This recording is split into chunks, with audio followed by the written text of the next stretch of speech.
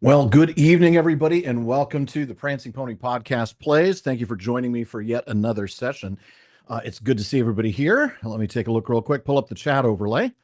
Welcome, welcome, welcome. I'm sure folks will be streaming in here any minute. Katie, thanks again for doing what you do in moderating the chat and making sure that I get any of the questions that folks come up with.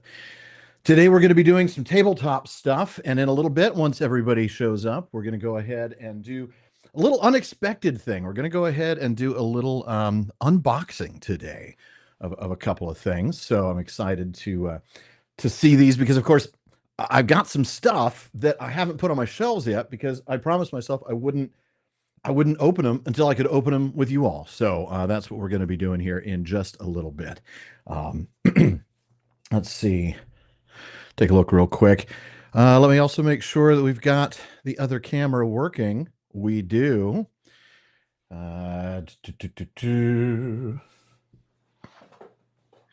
Tonight, just so you all know, we're going to start, after I do the unboxing, we're going to go and build the last of my Brickheads sets. We're going to go ahead and do Legolas and Gimli. But in the meantime, we're just going to go ahead and chat for a little bit.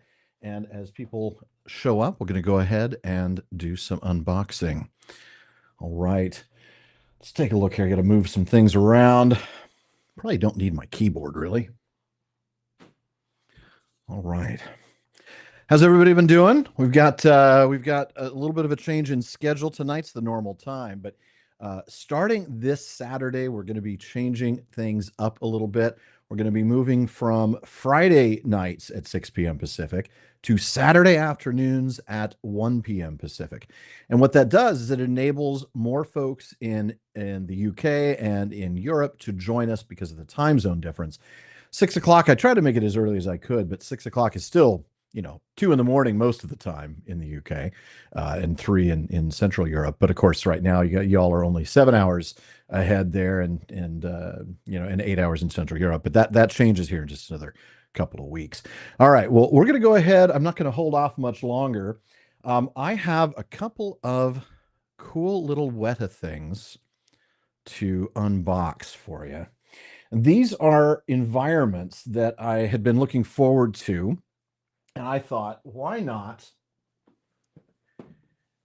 take the Tower of Barad-dûr and the Tower of Orthanc? And we're going to go ahead and open these up tonight and just see what Weta has done with these. These are tiny, right? I mean, this is not to scale.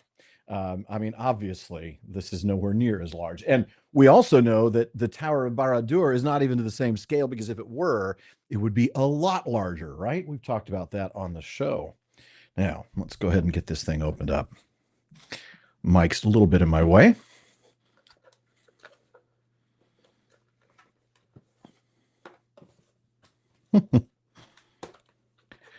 No chat tonight so far. Nice and quiet out there, everybody. Welcome. And I guess it's safe to say that I have been chatting with the folks at Weta about some potential conversations that we might have on the Prancing Pony podcast, or maybe even here on today's Tolkien Times.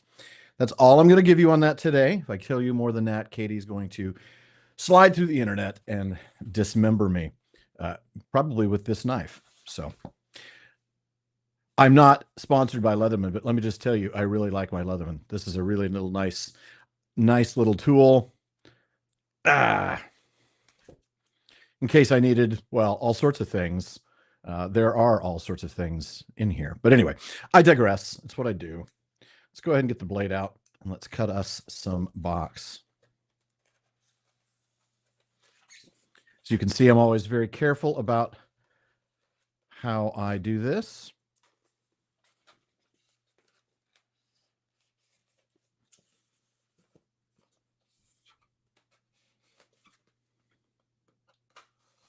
All right.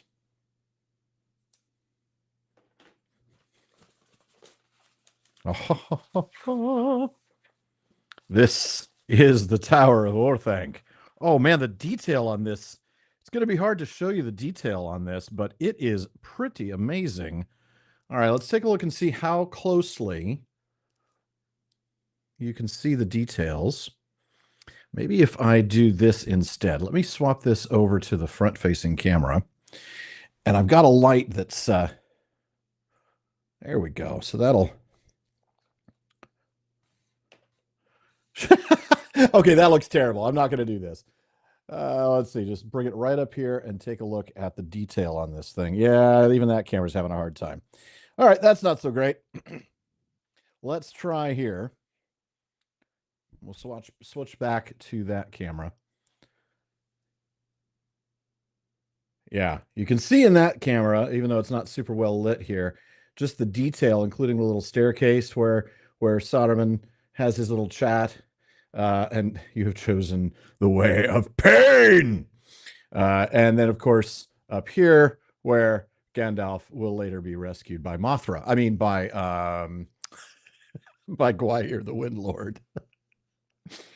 Sorry, my little things come through every now and then when I tease the films. No, I really enjoyed that scene. All right, Mothra. Now I'm going to leave this out actually because we need to see the comparison in scale. Okay, so we're going to leave this here. How could they not include Mothra? I don't know.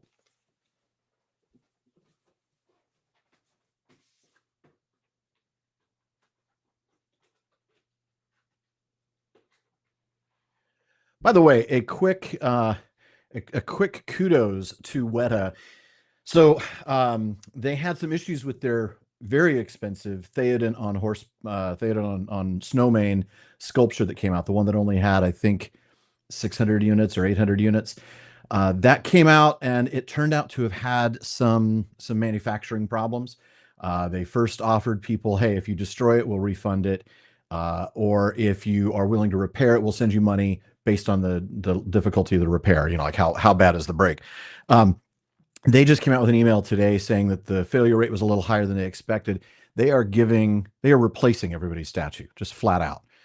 And I just got to say, for a limited edition, that's really impressive. They're going to replace everybody's broken statue. You just have to send them the information on what limited number yours is. Like if yours is number 217 out of whatever, they'll make sure your replacement is number 217. They're going to be doing a lot of work. It's going to cost them a ton of money, I'm sure. But big kudos to Weta for making that right for collectors. All right. Tower of Barad-dûr. It's a little toasty in here. I think it's the lights and the hoodie. Okay.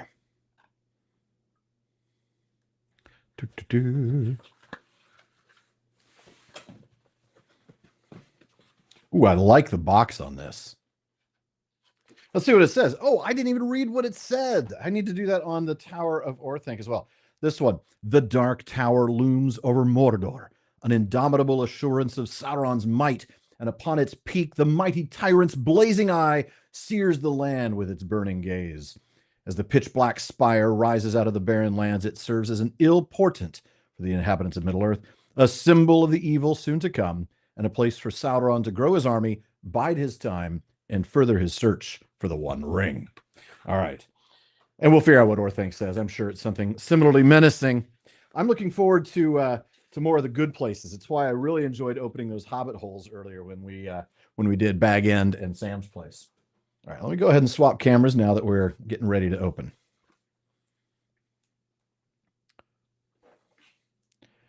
Get my Leatherman back out.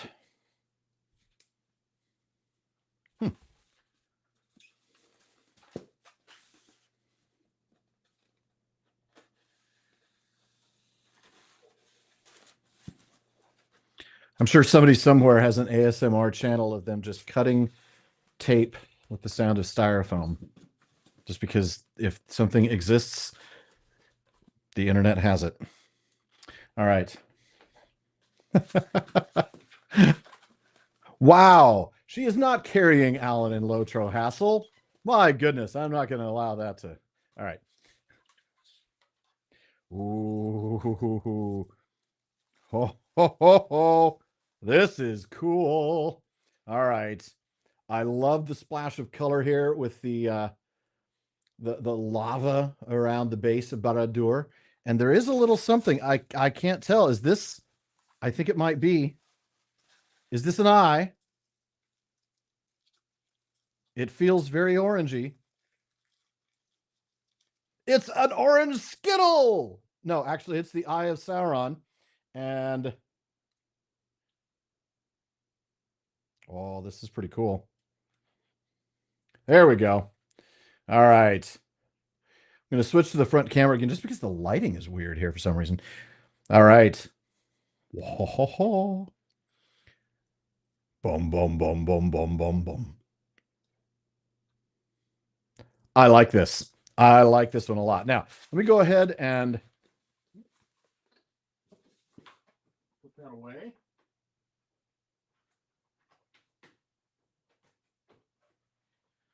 So now the next time you watch a TTT episode, you will be seeing those on my shelf somewhere. In the meantime, here's the scale difference. That is to say, almost none at all. Oh, that would be great, Timothy. You're right. Can you imagine pushing a little button, the whole tower just kind of... I know exactly what toys you're talking about. Yeah. So there's your height difference. Clearly, Barad-dûr is about a quarter scale in comparison. I mean, obviously, it's much, much smaller than quarter scale, but I mean, it's like a quarter of the scale that Orthanc is. But the detail on these, the little, oh, the turrets and I like this. I love the touches of stone. Yeah, that looks good. That looks good. Now, it's not as cool as the Lego Barad-dûr, which we will be building with lights, with the Light My Bricks kit. Let's see. All right, let's go ahead. Now that we've done that, let me go ahead and set these aside. No, I don't have. I was going to put them behind me on the light wall back there, but I nah. It'd be almost impossible to see back there. All right. In the meantime, welcome everybody. It's good to see some folks here. I've seen Hassel and Timothy and Edith. I've seen a few other names popping in here. Unfortunately, I don't have the chat open. There we go. Seth, good to see you as well. The good place, set in the halls of Mandos. I like that. I like that. Yes, I did get your message eventually. Thank you, Katie. All right. Agreed. Definitely missed opportunity. All right.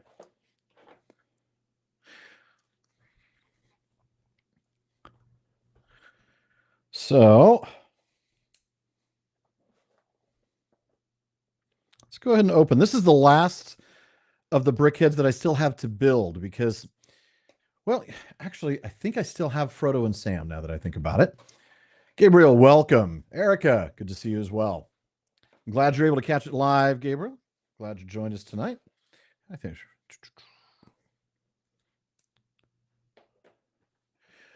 Dev, this is a Leatherman. It has nothing to do with Tolkien except for the very cool color. It's basically a Swiss Army knife, but an American Swiss Army knife. So I've got, pliers, got wire cutters. I've got a screwdriver, and I can change the bit on that and change that to a Phillips head. I don't have a lot else on there. I didn't get the one that has like 8 million tools because I just wanted one that had what I needed, which is just a really nice knife.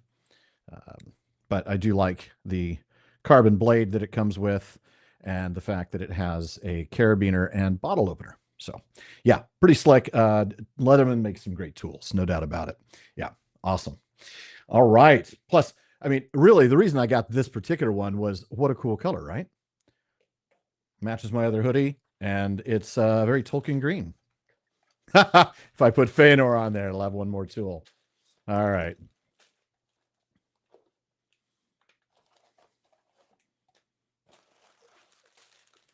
Okay.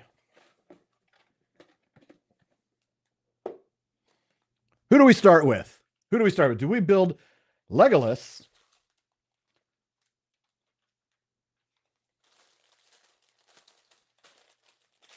Or do we build Gimli?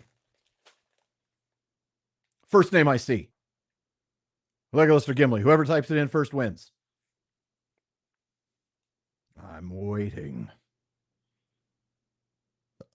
Gimli wins. All right. We're going to set Legolas aside. The elves were first. Okay, I'll tell you what, Seth. You're right. Or Elizabeth, the elves were around first. So here's what we're going to do. We'll build Gimli first, and then we'll put him to sleep. And then we'll build Legolas and wake him up. All right? Deal. In the meantime, this gives me a chance to make sure I get all my terrible Gimli dialogue.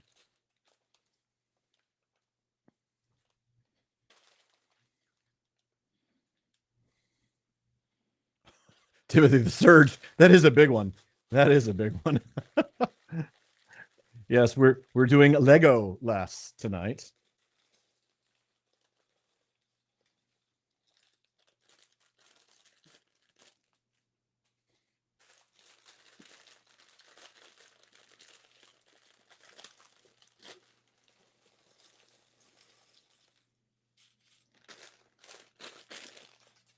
Okay.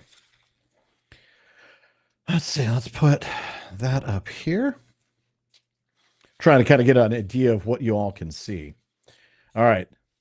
There is Gimli. There he is. All right. Let's go ahead and figure this out. We're going to put. Oh, let me move this. I don't think I need the mouse. An Aula Yavanna debate interlude. The couch is mighty comfy, Yavanna. I'm liking it here.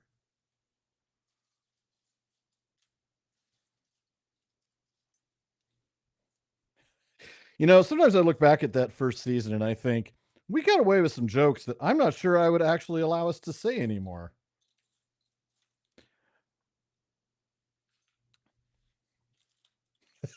I'm still kind of surprised that Sean didn't like tell me you cannot include that.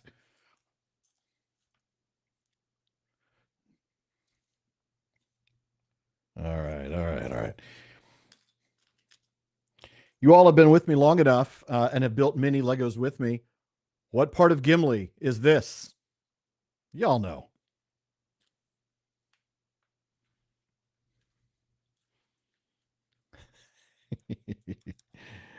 uh, this is really interesting. We've got the brain. That's right. Gee, brain, what are we going to do tonight?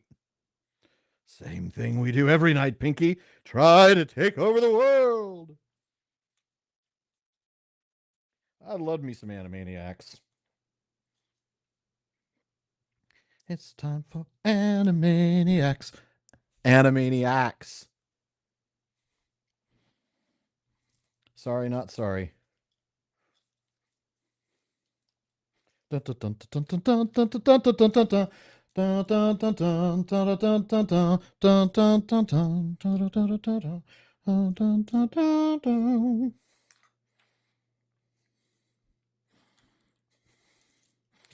Almost done with the sorting.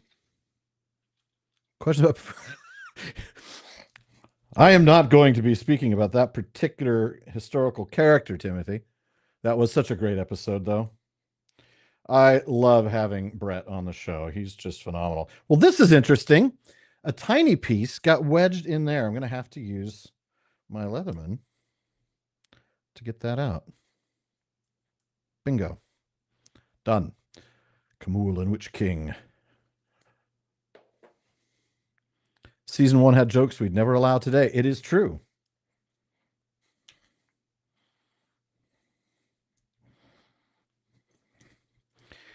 Lots of shades of brown on Gimli here.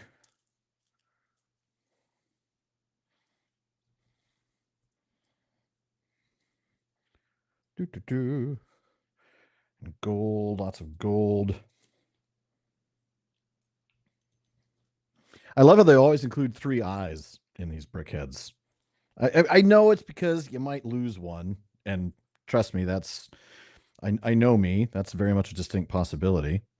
But I just think it's funny. Like, here, have a 3rd eye. What does your 3rd eye see? Legolas. All right, now we got some gray colors. We're almost done with the sorting. Thank you for that reminder, Katie.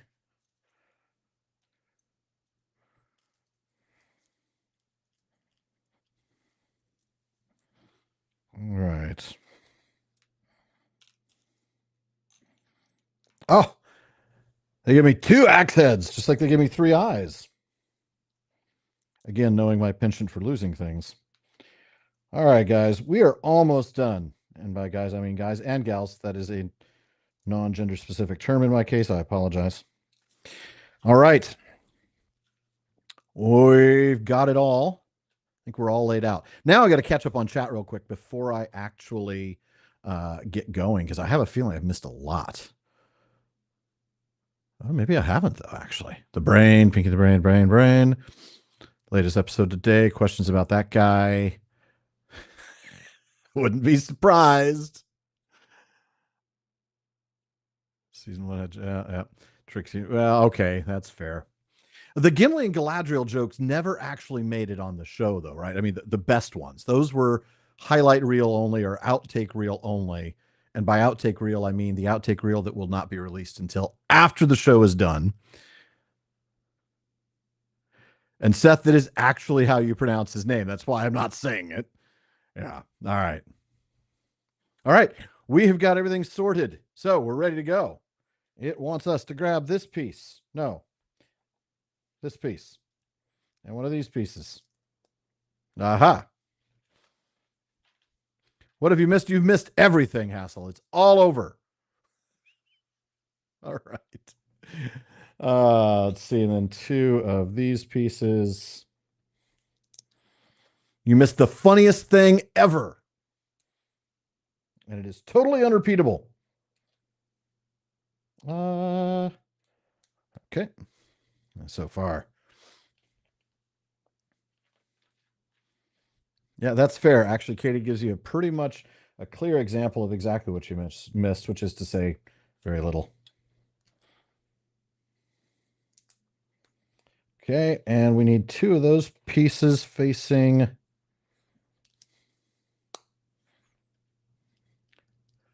I missed a question in chat. Katie, can you post that question? Because when I have the chat overlay up, I can't scroll the chat overlay.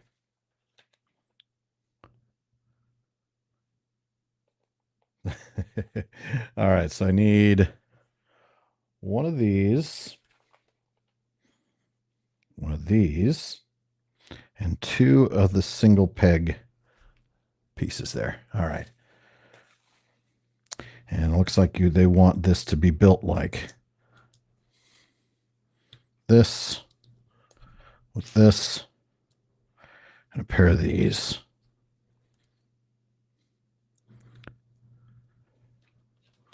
Well, I have had an extra Celsius, Katie, so it could be that. It could be that.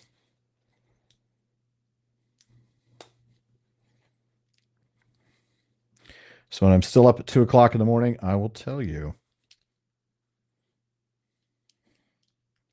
Well, I won't tell you, but I'll tell the world somehow. All right. You I'll let sleep. I demand a lot from my team. Answering my calls at 2 in the morning is not one of those things.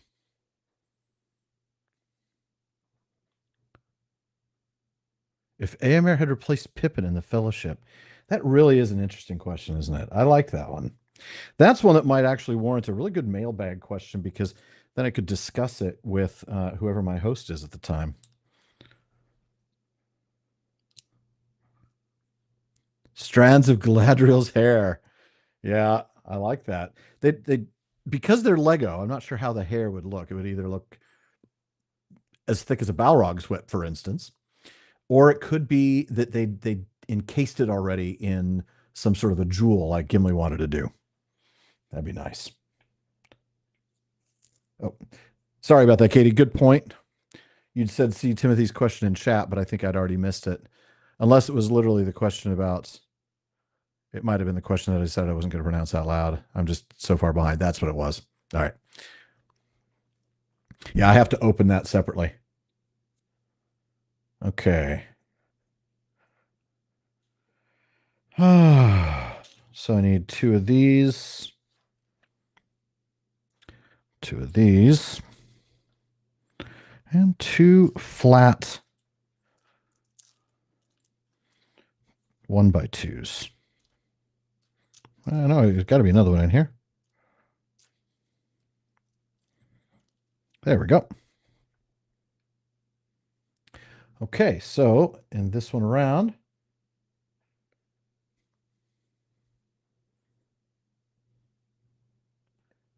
sorry about that. Trying to also communicate separately. I have to just forget about it for like 4 months. You know, Bartleman does a pretty good job these days, I have to say. All right. So let's take a look here. So what I'm supposed to do is take this and this and do that twice because I am clearly building Gimli's little hands.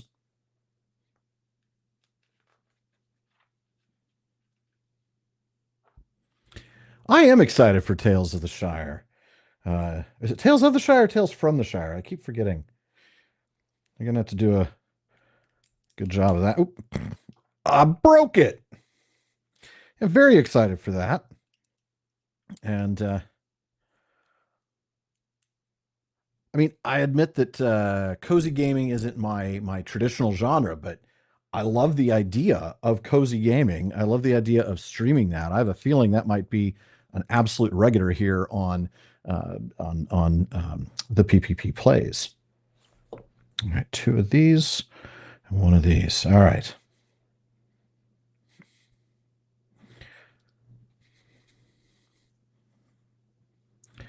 Those little pieces facing out, the little studs facing out. I hope that the extra time that they've spent, because originally this was supposed to be an October release, and then it was going to be, I think, a January or February release. And it gets pushed back again to July. I hope that they're doing that in order to avoid a Gollum-like experience. Katie, the reason that I say cozy gaming isn't my usual genre, despite my crafting craziness in Lotro, is that I craft because I want to make stuff that I can sell for in-game money or use to guarantee myself victory in my alts. So it's all about gaming the system, so to speak. All right, let's see. Next up is 2 more of those pieces and 1 more of those pieces. Oh, it's 3 more of those pieces. Okay, I see what we're doing here.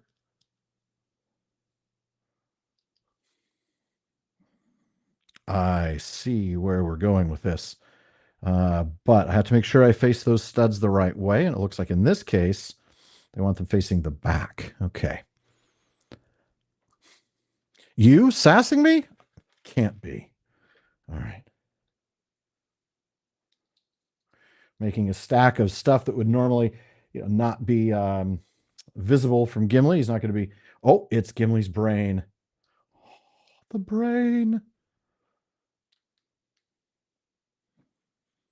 We're doing open brain surgery here on Gimli.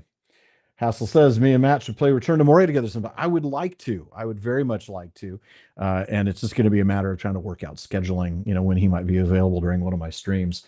I can also say that I've spoken with Don Marshall, and we're going to try to find a time to stream Magic the Gathering together. So we'd have 2 of these, cameras looking down at hands, and we'll stack them on the screen so that you can actually see a battle taking place. That's the plan, at least. Oh, there goes that camera again. I have figured out what's happening with that. I just haven't figured out how to fix that. So give me a moment.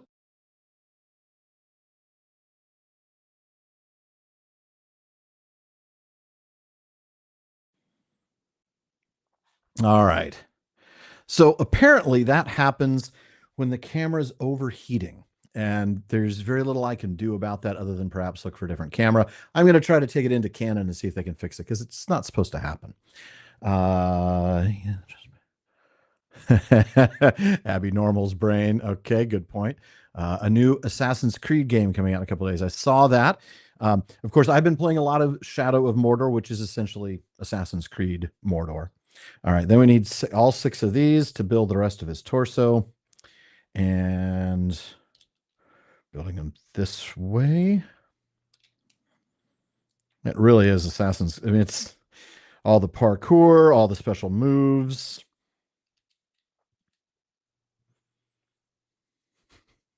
Is it now a drinking game whenever my camera goes off? All right. That's looking kind of like the picture. All right, then we need this piece down here. Flip it around, and now we're going to set this aside, set it sort of his torso here, and let's build what it's telling us to build here.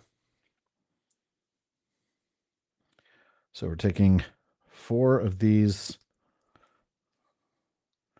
larger pieces. There's another one in there somewhere. There it is. Yeah, the Nemesis system. It's a lot of fun. Makes it each playthrough unique for sure. Well, thank you. I just caught that Erica and Joanna, both of you, thank you for subscribing on Twitch. I really appreciate that. I wasn't sure how long Twitch would be a thing, but I think we're going to keep it that way for people. I'm really grateful that that you did that. Thank you. Now we're going to put this on the back of him. I almost put it the wrong way. All right. Okay, so now we do. So this is sort of like his cape. Yeah, that's what this is. All right, so now we take a little 1x2 and this is an interesting one. Got to make sure I get the right side. That's the wrong side. That'll be the other one. There we go. No, yeah, there we go. All right. So, maybe I need to zoom this in a little bit. Now that there we go. Okay.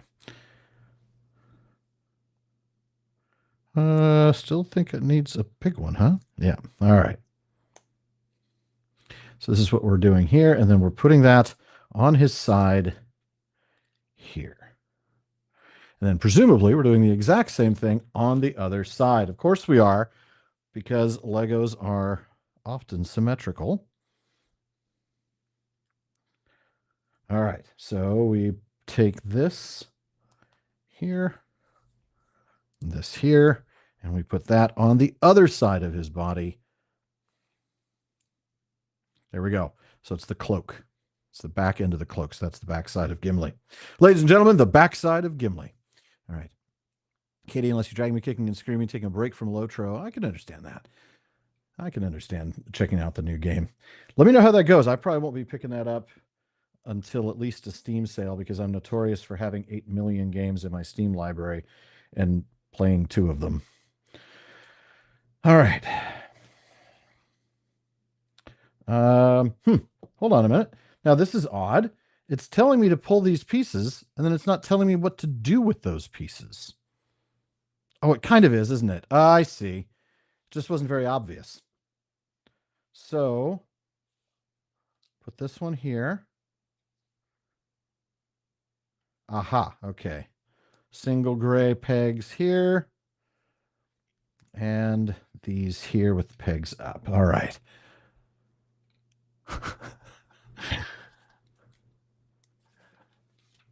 Jungle Cruise joke reference for the win.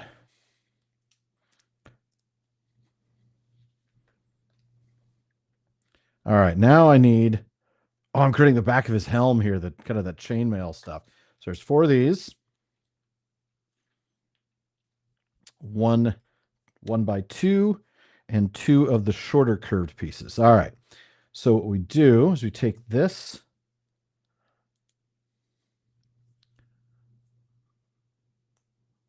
Ladies and gentlemen, the backside of Gimli. All right. Oh, this is pretty cool. All right. So we take these little lattice pieces and we attach these to the back of his helmet to create that sort of little look. And then we put the back of his helm on. All right. Next up, we need 1 of these, 2 of these, 2 of these, 4 of these little guys, which means that's going to be a spare, and two shiny gold ones. I'm going to blame you. I've been going through my yearly reread. I've been reading out loud for the first time ever. Congratulations, Hassel. That's exactly how you're supposed to do it. We are back. We are so back. All right.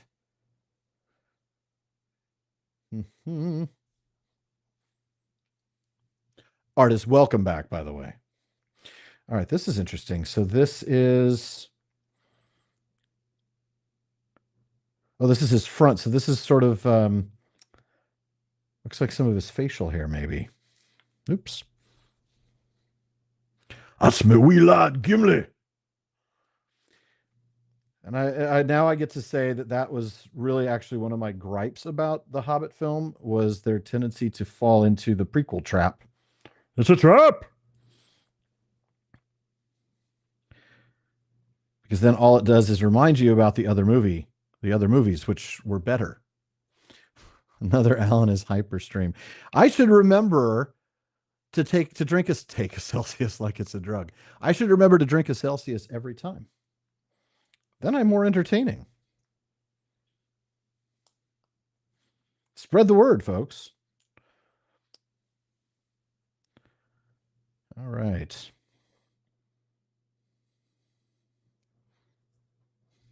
Book 3.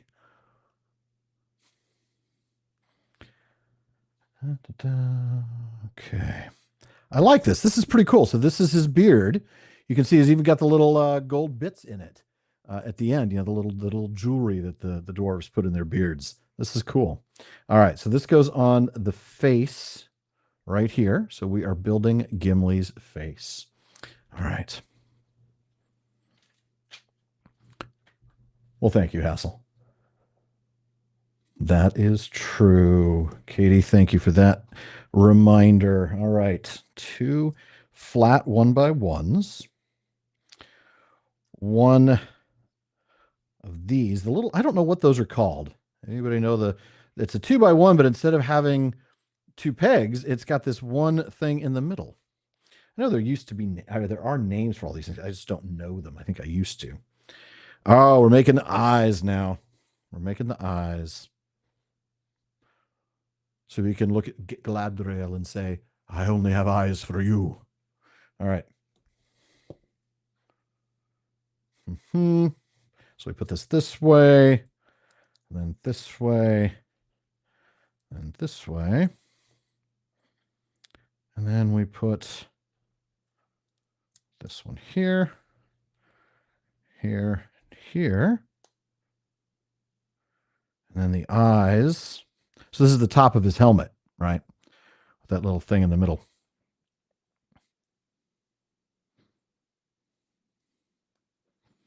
Let's put his eyes on. We're not going to make him, all cross-eyed and wonky looking like we did. Who was it that we did that to? I don't remember now. I think it might have been Aragorn. It was. I just looked at him on my bookshelf. Aragorn's still all wonky-eyed. All right. And there is the face of Gimli.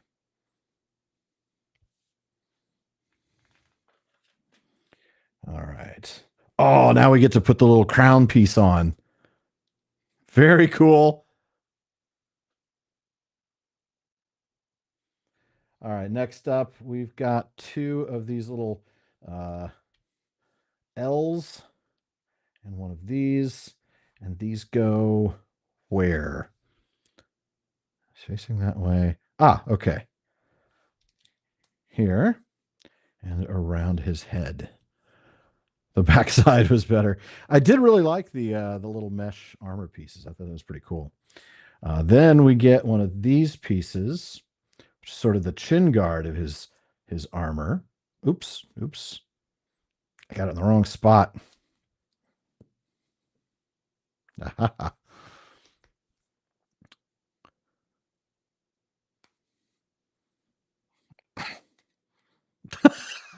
I know I've got one of those tools, those little separation tools. Okay. Let's try that again.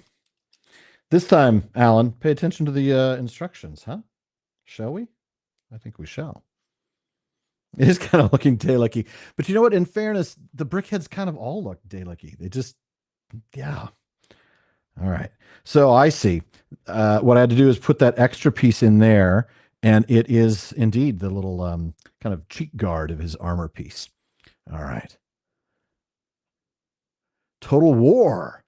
Yeah. I have to be careful about the mods, artists, just because I'm not sure. I have to double check to make sure that they don't contain any material that could cause YouTube to give me a copyright strike. Um, all right. One of these and three of these. So we're putting these two on here. And it looks like what we're doing is turning this to the side and putting this way. Again, creating that very cool effect with these lattice pieces of his of the chainmail in his helm. Really like that.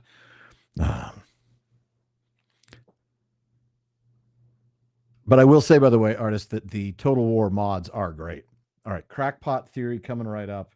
If there's anybody who's good at crackpot theories, it's me. So that is to say, anybody who's good at dismissing them as completely and totally, crackpot. All right. We know in The Hobbit that the elves drink wine from Dorwinion that is very strong. Yes, indeed they do. This idea that they cannot get drunk that was popularized by the films is simply film canon and not Tolkien canon. I know. I do love his little mustache and beard. Those are really cool. I especially love the beard bling. I mean, everybody needs some beard bling. All right, we need one of these. One of these. We're going to do the same thing again. So we put this underneath this. Oh, thank you, Seth. The backside of Gimli. All those times on Jungle Cruise, it paid off. Thank you, Seth. That's brilliant. I love it. Thank you. That's so cool. Thank you very much, sir. And then three more of these pieces. Okay. We've got his chainmail part of his thing almost done. Theory is that before Sauron destroyed all the Entwives in his first war, that one or two of them made it to Dorwinion, and they've been helping make super strong wine grapes ever since. I do like the idea about that. I mean, I love the idea that maybe Tolkien's wrong and that the Entwives are still around, but Tolkien himself said sadly they are all gone. So, but I like the idea, right? I mean, I like the idea that they're sort of like fairy godmothers in the Shire, helping the gardening going on there. But they're not. But that's the thing. I sometimes it's fun to just be like, you know what? It doesn't matter that this is what canonically probably is. What matters is that we enjoy a story.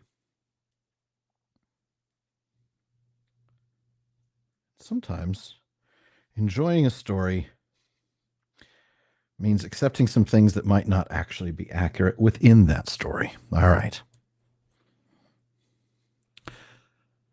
Let's take a look here. So this one, we're supposed to cross the outside of his helm. So we do this twice. We take this 6-peg piece.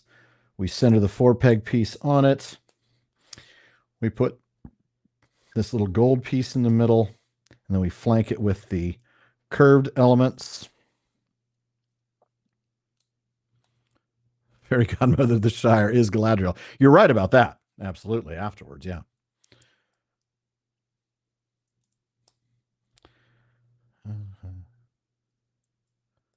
I'm snipping me saying this. All right. I still say the Hobbit movies are not good. No, I tease Katie because she came to the Tolkien fandom primarily through the Hobbit films, but also through Lotro, which of course I love. So Lotro being a better adaptation. Oh, misaligned it because I was trying to talk smack. All right, look at that. So now we've got the rest. We're building the rest of his helm. I'm really enjoying those details. I feel like this gold piece, the curves all the way around. Thank you, Katie. I thought you came through the Hobbit films, but okay. Oh, that's right. It's that you saw the Hobbit films and then I remember that. I remember you telling me that you liked the Hobbit films. And I remember losing all sorts of respect for you. But that's okay. You've gained it all back. Keep in mind, Katie is the one who helped make PPP Moot 2022 happen. Without her, it didn't take place. All right. So we make a little plus emblem on top of his head.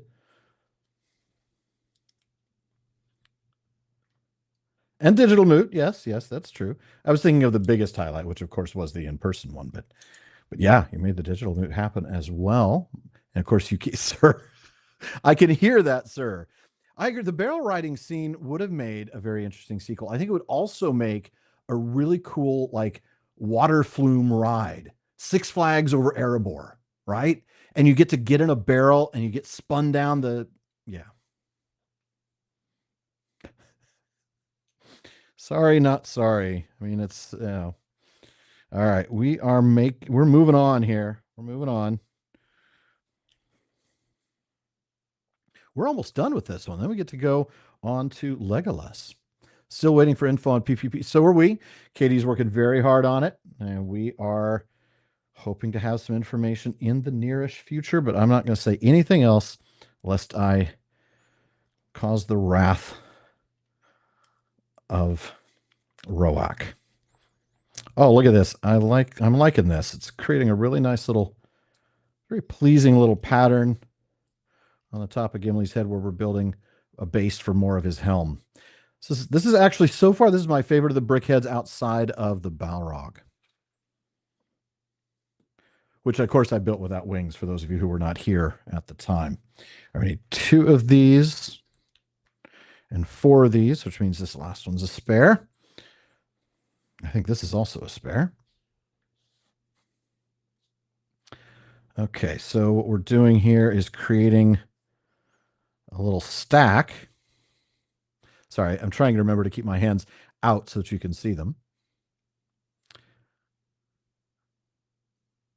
Hobbit Films' first big thing. Yeah, that's true. You did. Thank you. And Hassel, a lot of people have come through that. I was talking with some people for Fandom Fridays coming up for the next series of the TTT, and we talk about how there's just so many different ways to come into the Tolkien fandom. However you're here, like at Olive Garden, you're family.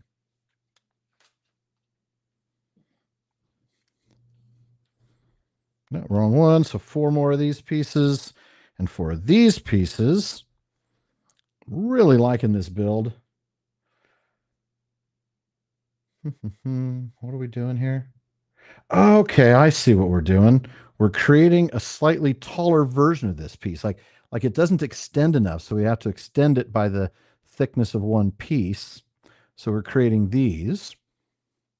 We do that 4 times.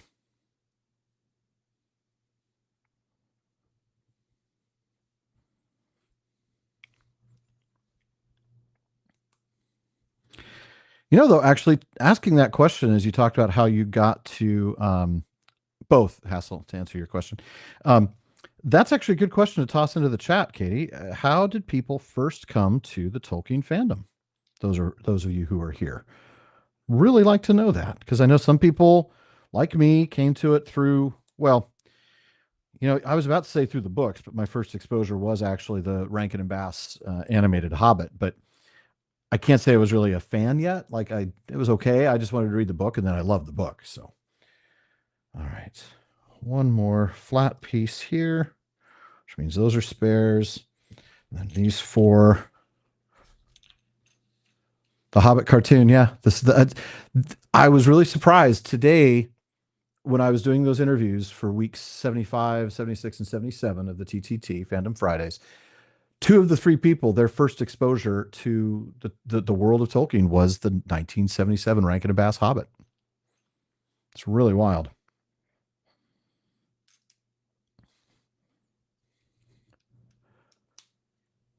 I love that. Read the books after finding them. So you hadn't even been told, like, hey, you should read these books, or I'm going to read them to you. Oh, look at that. Tell me that's not one of the cooler builds we've done with these brickheads. This helm is really cool. Can't wait for that, Hassel. I'm looking forward to that. It's a really cool build. I'm enjoying this one a lot. All right. Then we've got his little tiny legs.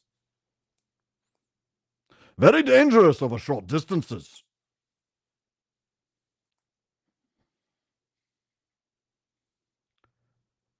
He does have very tiny little legs.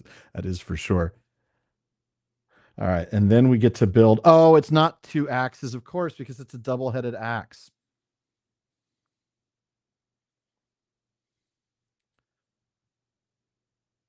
Door in the back of a wardrobe. Read the Narnia books. I like that.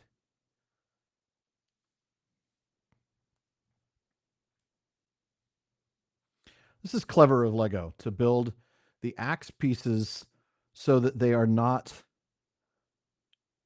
so that the little post grabber is not centered on the axe head. So you can flip it around so that you can make a double-headed axe without having to have two separate pieces. I like that. All right. So that's going to go in his right hand. I'm now sad that they didn't give us two axes. Actually, that would have been fun. Oh, I'm liking this. This is pretty cool. And then it's just a matter of the base. And then we're done and we get to build Legolas. Lego-less.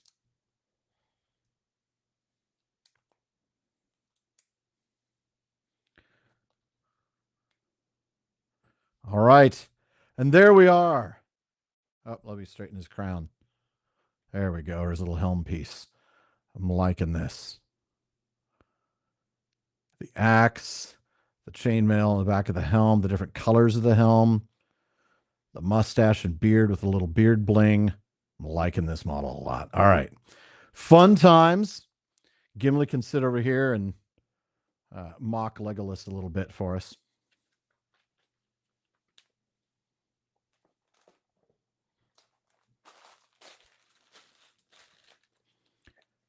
Well, Hassel, stick around for the PPP then, because we're coming up on a series of episodes on the dwarves.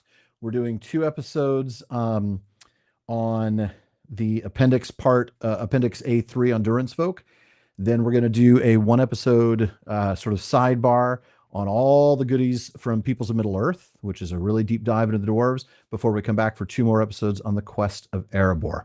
So those are coming up way down the road. All right, Legolas. You know the joke's coming.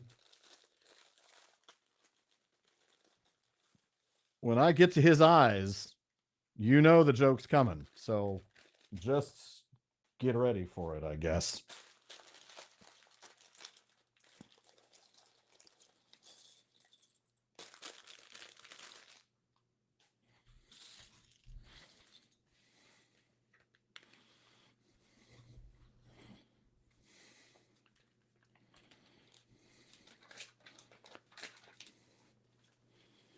Okay.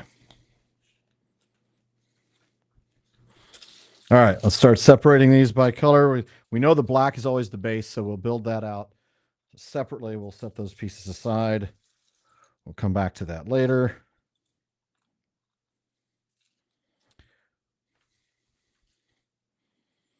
Dark brown. Special pieces.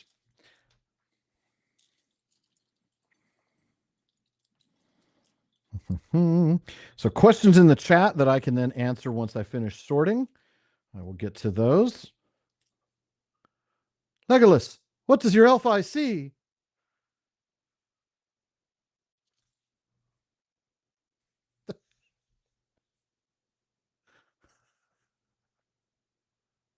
Yeah, never mind. I can't do it, so I won't do it. All right. Let's get all the ones that we know will not. These will create the brain stack. I do love how with every single one of the brickheads, it has been a pink 2x2 thick one for the brain. The brain. Check chat from you and Lewis. I need a big black Lego satellite dish. Exactly. You know I'm going to be making some jokes about that. That's got to happen.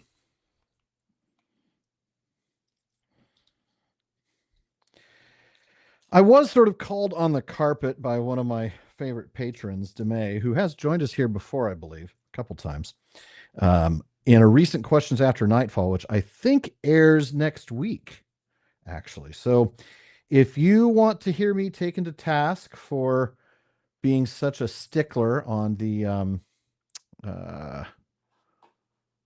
hold on a second, customize. I needed to put that down here. I don't know why that wasn't there. Anyway, if you want to hear me taking a task for my overly strict position on that, you will enjoy that episode.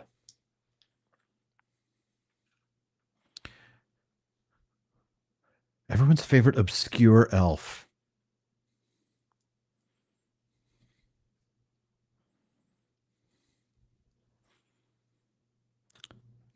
Okay. Figwit.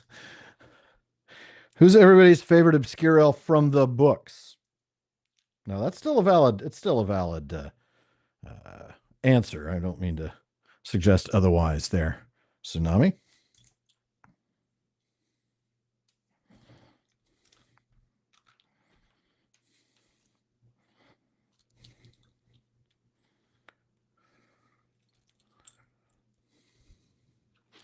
Glorfindel is definitely not obscure.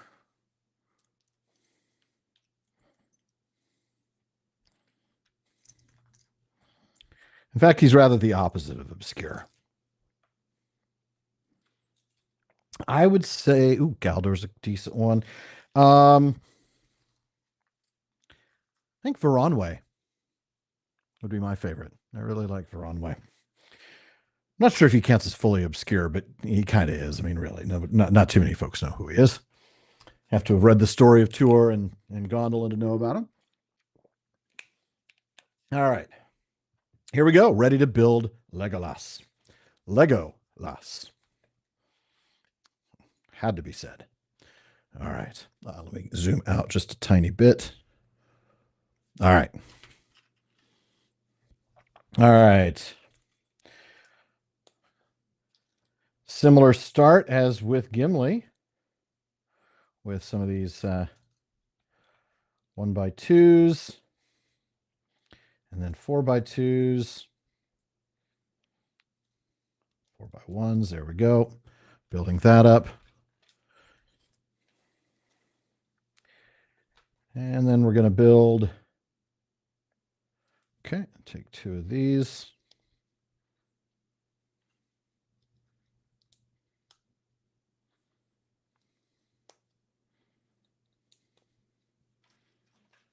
And then the flat ones beneath it.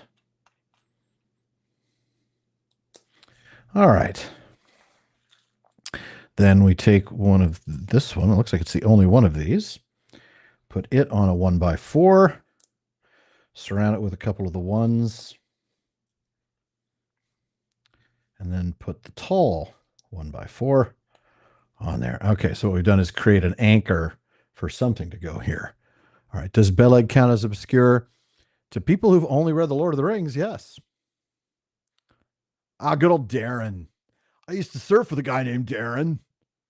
Oh, Dairon. I see. All right. All right. And then it's going to go out. So, okay. So that is the piece as assembled. So we set that here. Now we're building the core here. Nelos is a good choice. Oops. Oh.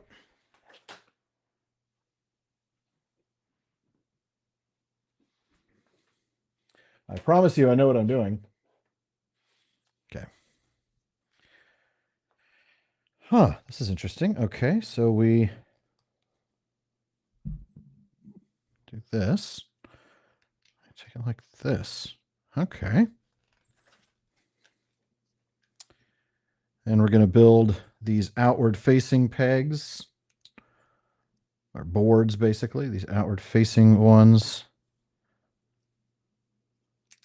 Ah, this is interesting. So instead of building this all the way out like we have on a couple of the other brickheads, we're using this rather unusual piece to make him a little bit thinner, it looks like in this case, which makes sense. He's an elf. All right.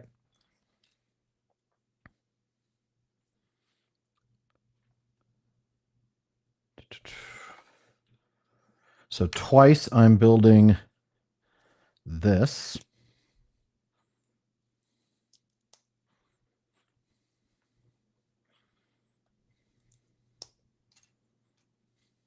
So here I'm obviously building his little arms, his stubby little arms. So that's his, maybe his front. So one of them appears to be facing forward, unlike many of the other brickheads we've built. And then the other faces down. All right. Rumil, definitely obscure. I'd say he's still kind of obscure.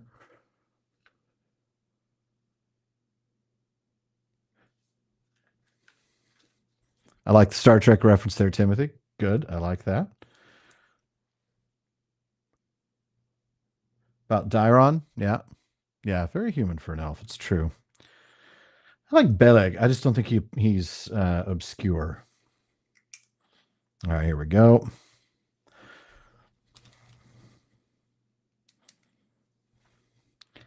See, I still have a problem with Dairon being a tattletale on Luthien. You know? But that does make him human.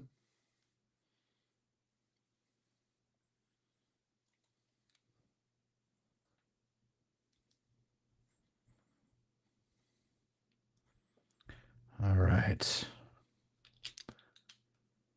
Círdan spilling the tea. Yeah. I sure hope we see more Círdan in the next season of the Rings of Power.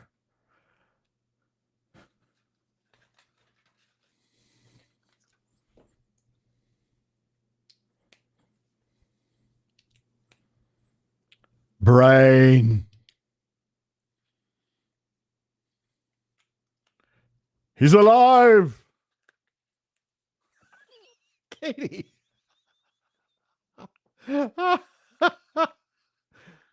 Oh, that's my spicy community coordinator. I don't disagree, by the way. I don't disagree. Lots to know about Círdan. Círdan is flipping awesome. Can I just tell you? Really, really old. Really, really old.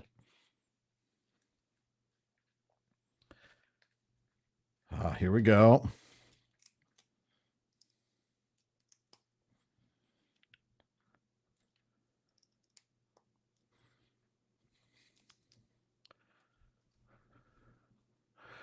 Never enjoyed the elves a lot. Always too strange to me. Dwarves are my favorite.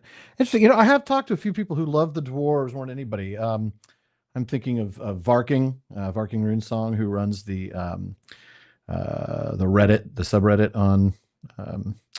It's not the official one, but it might as well have become the official one. And I understand that. I understand why people like the dwarves. All right, I am going to make Legolas a little wonky-eyed. What do your elf eyes see? Nothing at all. They're not attached to my brain. I see everything. I see stars. It's full of stars. Sorry, there's a 2001 reference. All right. You know what they don't see, though? I just want to make sure y'all know this. Do you know what these eyes aren't seeing? Around the curvature of the earth. They are not seeing around the curvature of the earth. All right. Labadal. What part of Rings of Power would I replace as more Círdan? Well, I would eliminate the entire Harfoot rune storyline completely, and I would take 80% of that time and give it to Numenor, and 20% of that time and give it to Círdan. But that's just me. All right, let's see. How's this stacking up? Disa rocks. Disa 1000% or steals every single scene she's in. All right. Part of his blonde locks, don't you know? That's fair, Tsunami. That's fair. Let it go. Hey, you know what? I just don't mind. It's like it is what it is. I'm still not hating on the show. Just, I think I gave it a B minus, I think. Master of his hate and malice. I own it. All right. I like the elf ears. I almost want to make the elf ears go backwards just for fun.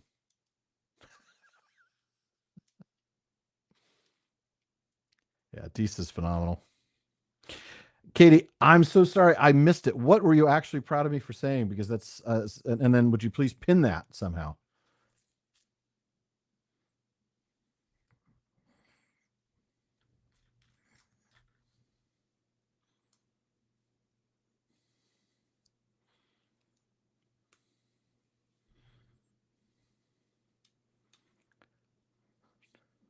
Oop. A broke Legolas. He's now Legolas. Dum-dum-dum. Sorry, not sorry. More Kierdan. Yeah, yeah, yeah. Yeah. Okay, and do that again, by the way. I have to take another 1x2. Not one of those. None of these. There we go. I should make like an old Legolas and see if I can make him bald. Like just get a bunch of gray smooth pieces. All right.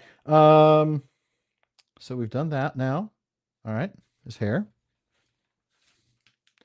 'Tis only a scratch, but a flesh wound.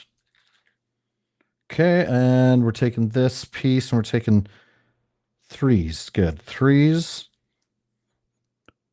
Fun question. Okay, no, hold on to it. All right, look, standing on a mountain. You can see much further than most. Oh, I agree. I agree. He can see more, further than most. He would have spectacular physical abilities. I just struggle with the notion of him being able to see beyond, physics, beyond the way light travels. But that's just me. I know there are people who think it's perfectly valid, and I've got no problem with their way of thinking. Everybody enjoy the story the way they enjoy the story. And like I said, let DeMay take me to task in the next episode. You'll enjoy it. So turn this around. This is the back of his head.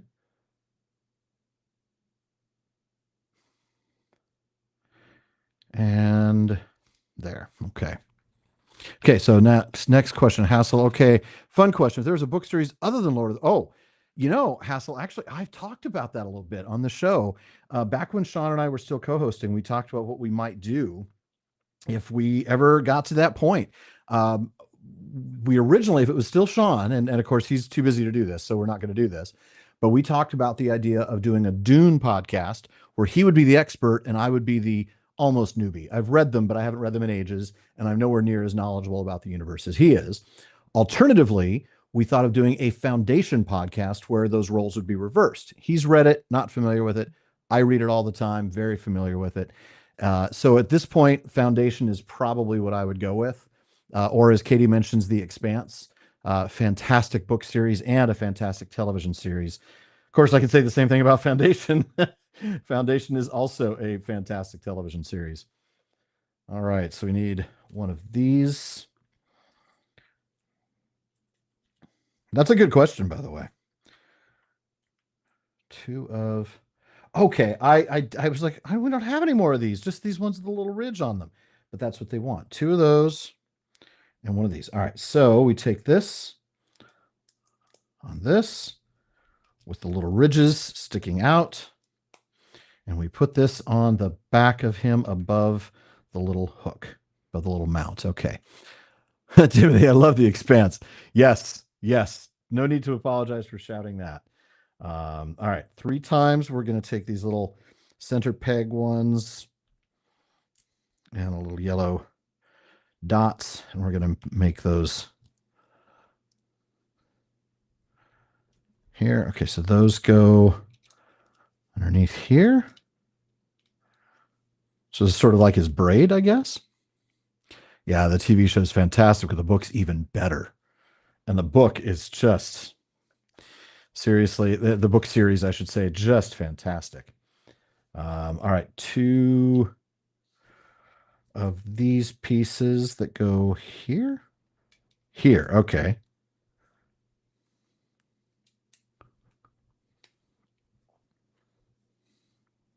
And then flat squares beneath. Okay.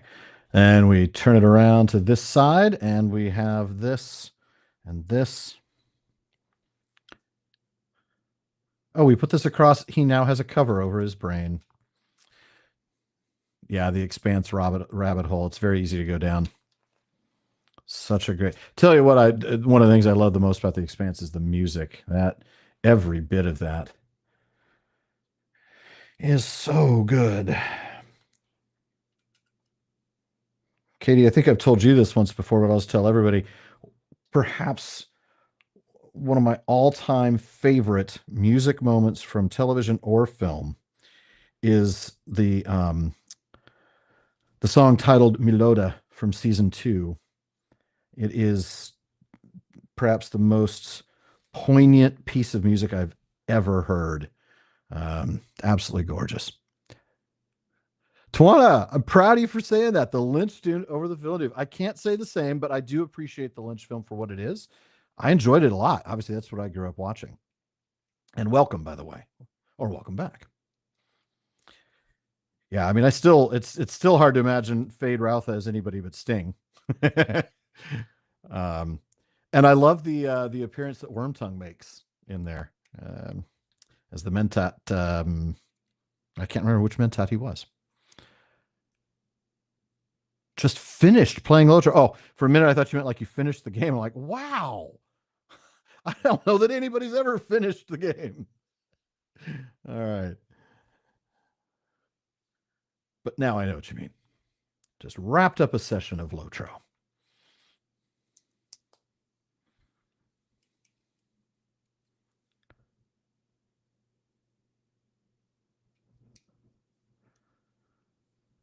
Okay.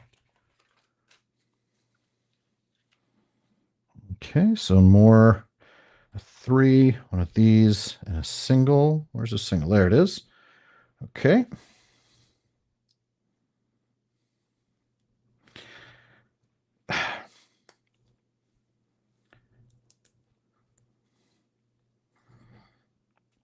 Not too many people are willing to say they prefer the Lynch Dune over the Villeneuve.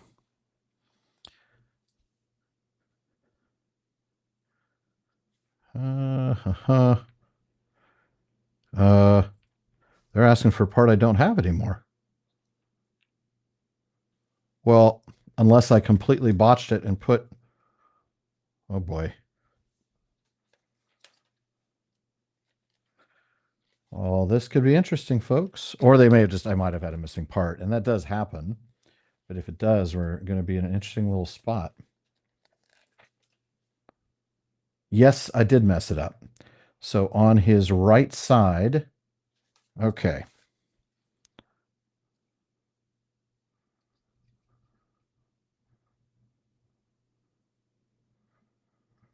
Okay. So I got to go back and fix this, or we're not going to have the parts that we need.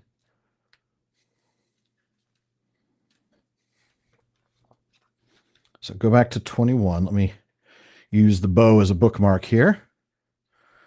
Okay, so it was this piece here. Okay. So I got to go back. Oh, this is going to be fun.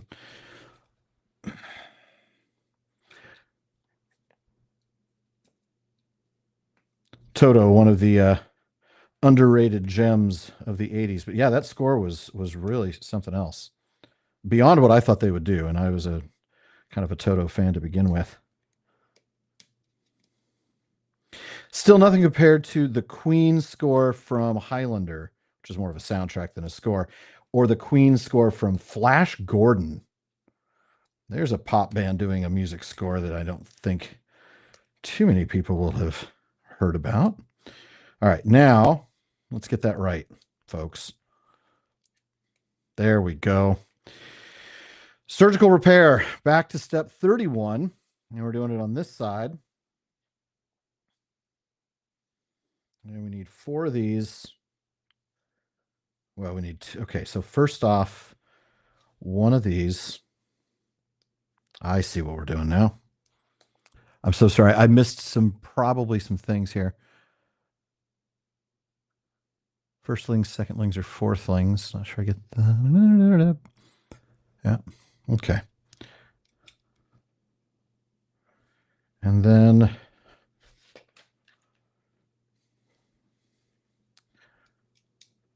there we go. So you see, this piece has the little ridge on it. So earlier back in step 21, I thought they were looking for the piece without the ridge. That little ridge is going to matter because you can see it right here on the other side. Flash, savior of the universe. Down, down, down, down, down, down.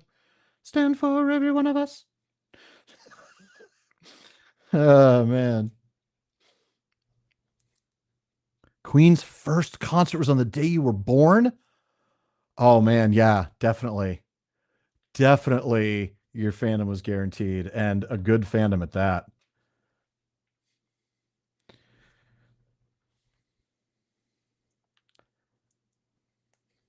So I just noticed something. Legolas's legs are twice as tall as Gimli's. Oh, man. Poor Gimli.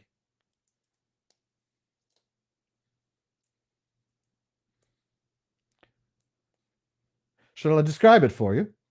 Or shall I find you a box? Or shall I find you a couple of little Lego pieces to stand on? Oh, man. All right. Legolas is taking shape. I like him.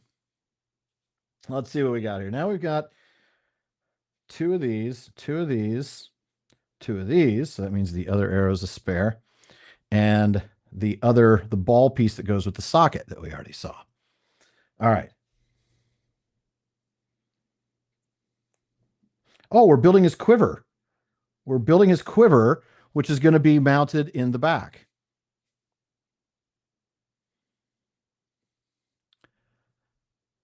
The dwarves' books. What which books are we talking about, Hassel? Who's the author?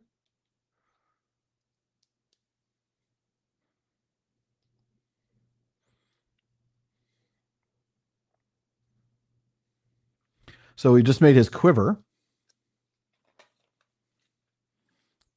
Marcus Heights. Okay. Thank you, Katie. All right, and then we put that on here, but not not straight on. We put it sort of at an angle. Yeah, there we go.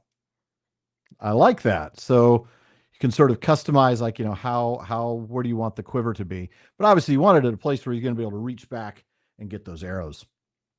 The Orcs by Stan Nichols. When was I first introduced to anything Middle Earth? Tim Talk. That would be 1977. I was 9 years old when I watched the Rankin and Bass Hobbit film on television when it debuted, and I enjoyed it. And I said, I'd like to read. It's based on a book. I'd like to read the book. And then I got a copy of The Hobbit for Christmas that year, and that's when I actually fell in love with it because the book is so good, compared to the film. And the film's not terrible. Okay, it is terrible, but it's terrible in a charming way. Oh, I forgot to surgically repair his head from that earlier fix. All right.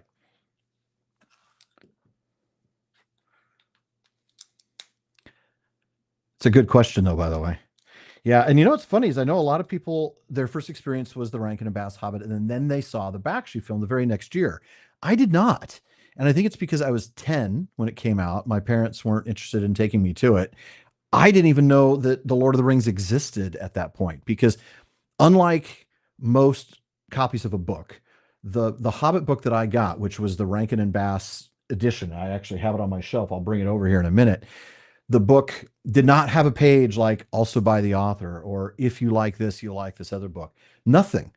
And so I didn't know anything, and there was no internet. And so I didn't know anything about it until I got to my freshman year in high school. So I was 14. Yeah, 14. And that's when I absolutely fell in love and started reading Lord of the Rings every year. All right, Legolas is complete.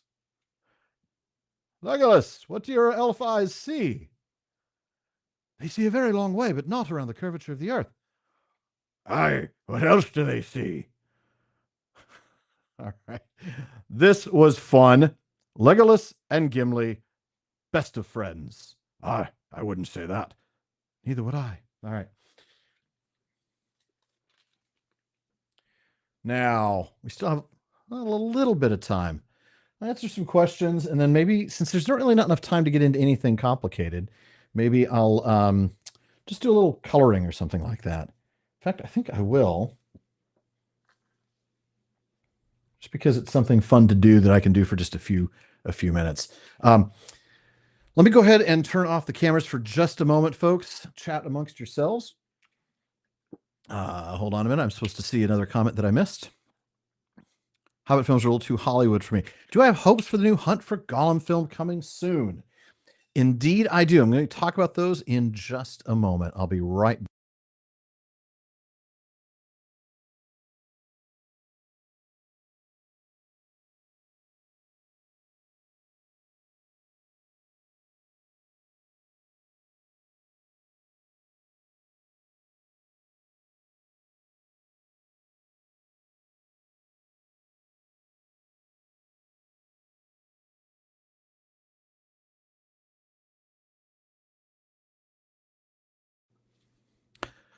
All right. Well, first off, I want to show you the very first Tolkien book I ever got, and I still have it, the deluxe edition of the Rankin and Bass, Tolkien's The Hobbit. Now, this was you'll see that it's completely falling apart. I mean, it's the glue is completely dried out and gone. There are chunks, as you can see, total chunks of the book. I don't know that I'll ever be able to get it repaired. It's not a proper binding, as you can tell. But this all has the art from the Rankin and Bass film. So I grew up thinking that, you know, dwarves look like that, and that more than that, that let's see, yes, that trolls look like this. That trolls look like this, and that elves, oh good heavens, that yeah, that Elrond looked like that. But this was the orc dogs. I love how they even put the illustrations in TV shaped frames, because of course your TVs back then did look like this, right? They were slightly curved. They were 4x3 console televisions. But yeah, this was my first exposure to Tolkien. And you'll see that there's nothing at the back that talks about also by the author. It just ends, "Thank goodness," said Bilbo, laughing, and handed him the tobacco jar. And that's it. And there's nothing about the Lord of the Rings, nothing about anything. So that is my first exposure to J.R.R. Tolkien. I no longer, sadly, have the first copy of The Lord of the Rings that I read. I do have a replica copy of it, though. I mean, a replica.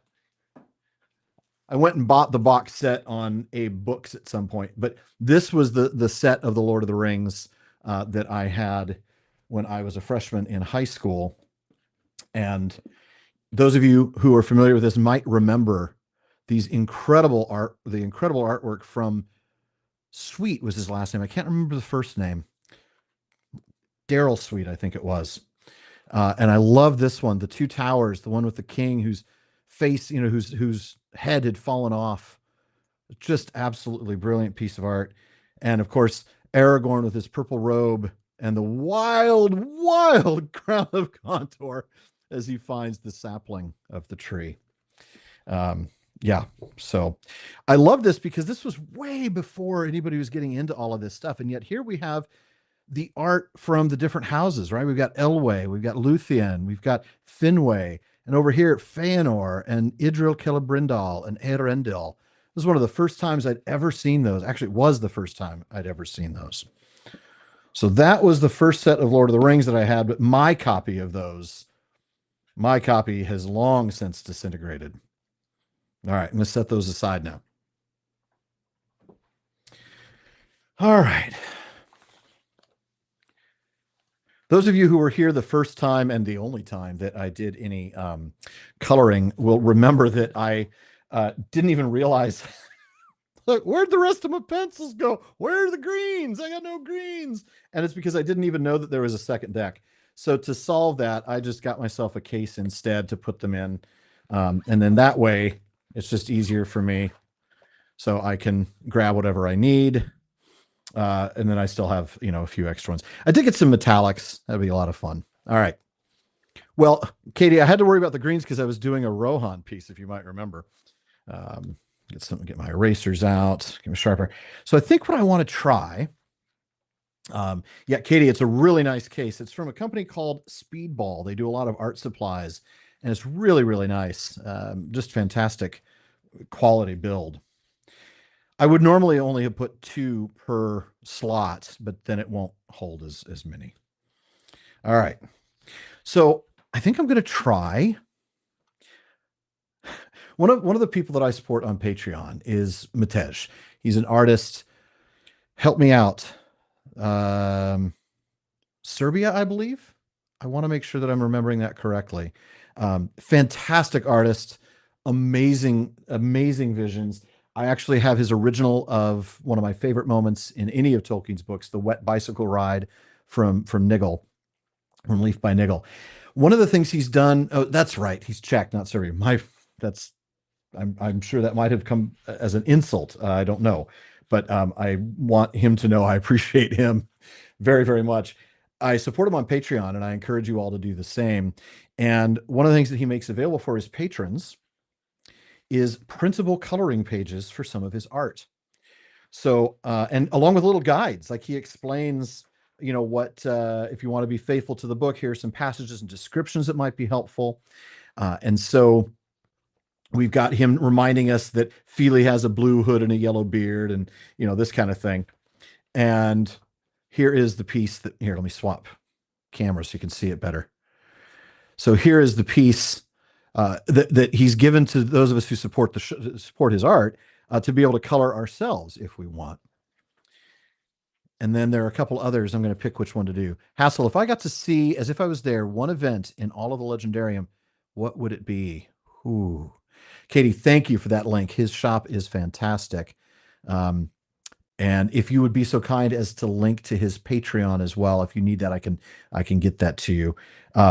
This one, of course, is the guide to showing you the road goes ever on, where these locations are. It's sort of a compressed image of all the places that Bilbo's going to go on his adventure. And then here's the version of it for you to fill in. And then he talks about that, the road goes ever on. But I think I want to start with one of his more recent ones. Oh, I don't have the piece on this one. I don't have the text on this. But this, of course, is Gandalf coming up the hill. So I'm going to go ahead and try starting with that one. And we'll just go for 15, 20 minutes till we get closer to 8 o'clock. All right. If I got to see an event as if I was there in all of the Legendarium.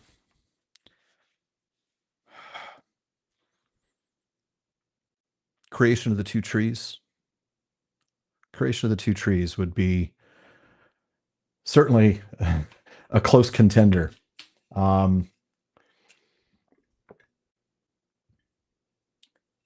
Luthien's defeat of Sauron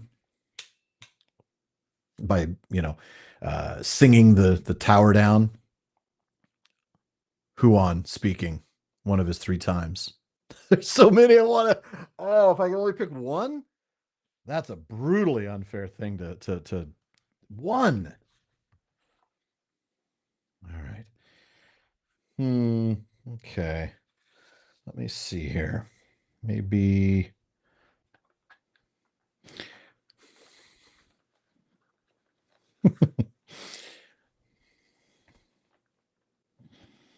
Pardon me for a moment while I. It's odd that they've got the numbers the way they do, because some of the greens feel like they should be together and they're not. So I'm going to pull several greens. All right. And we'll start working on this.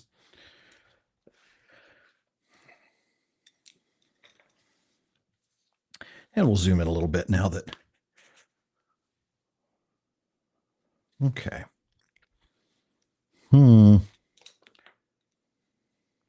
I should check the colors before I use them. Hold on. Oh, you're not seeing that. It's a little more bluey green than I would like. Don't think I'm going to use that one after all.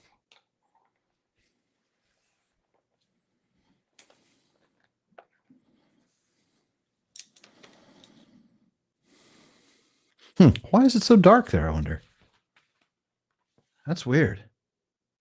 I mean, I want it to be auto exposed, but that means the white should look white. Oh well. Figure that out next time. That's a more natural looking green. Okay, so that's 773.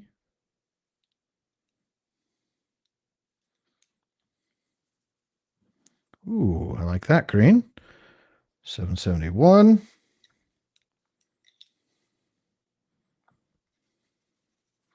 A little more yellowy, 719. And this very yellowy, I think, maybe. Yeah, 715. All right, good place to start then. All right. Yeah, the Nirnaeth would be pretty amazing. Ents.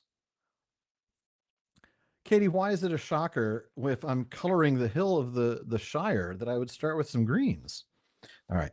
I want to start, we'll start with 771 on the hillside. All right.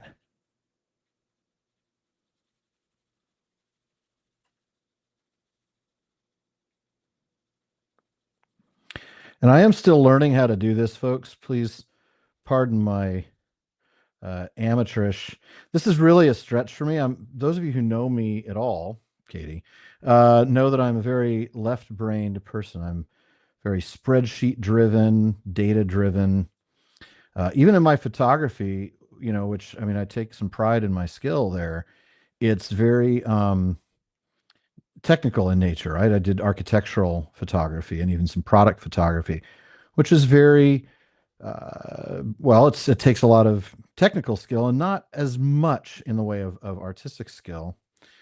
And so this is a way of trying to wake up the right side of my brain. Consummate V's, yes.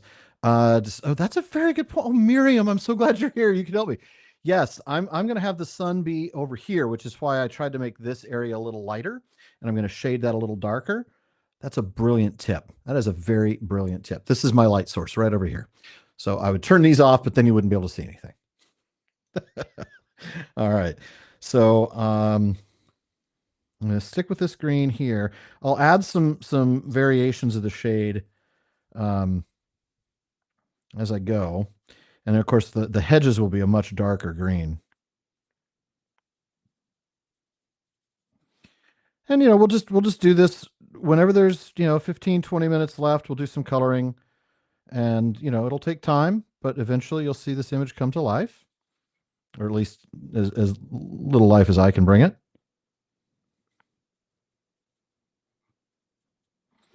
Yeah, I'm really looking forward to sort of exploring my artistic side because it's not something that gets to come out very often. Now this should be just a little darker. I'll come in with some other darker green tones, but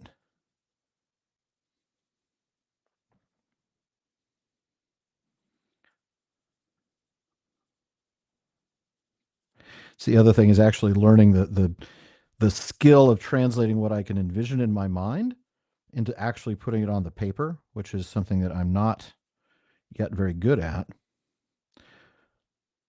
And then also dealing with the sort of little bit of a tremor that I have sometimes in my hand, especially when I'm tired or have taken too much caffeine, which would be right now. Okay. And then I wanted to do a really dark one, so 773. Okay. This will be the hedges. Thank you, Timothy. I appreciate that. It's just that I know that my strength in my art of photography is on the more technical side of things. With the slaying of Ungoliant.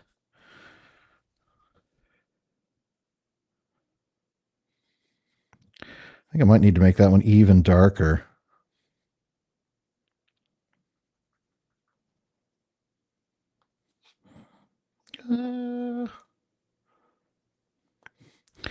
want to be there at if I get to choose an Ungoliant moment, I want to choose the moment at the end of the no good, very bad, terrible first date.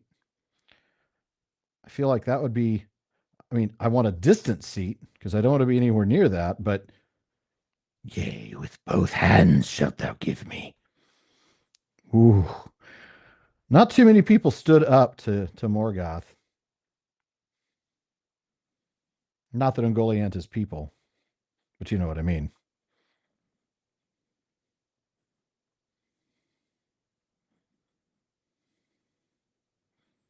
Pretty amazing. Uh,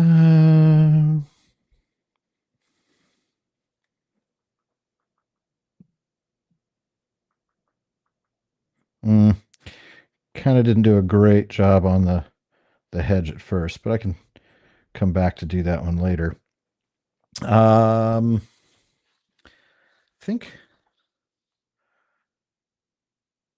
I think I wanted to. What should the oh yeah, thank you, Katie. Appreciate that. Let's see. If I had to give real world jobs to the Valar, Tulkas is the bouncer at a very exclusive nightclub. Orome is well, he's a hunting guide at a very, posh uh, retreat for hunters. Um Sarah did have many more feet to stand on. Wow. Wow. I am in awe. Um,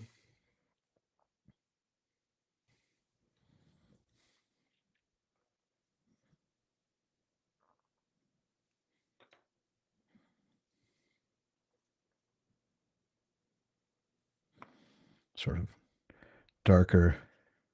No, don't like that. Don't like that.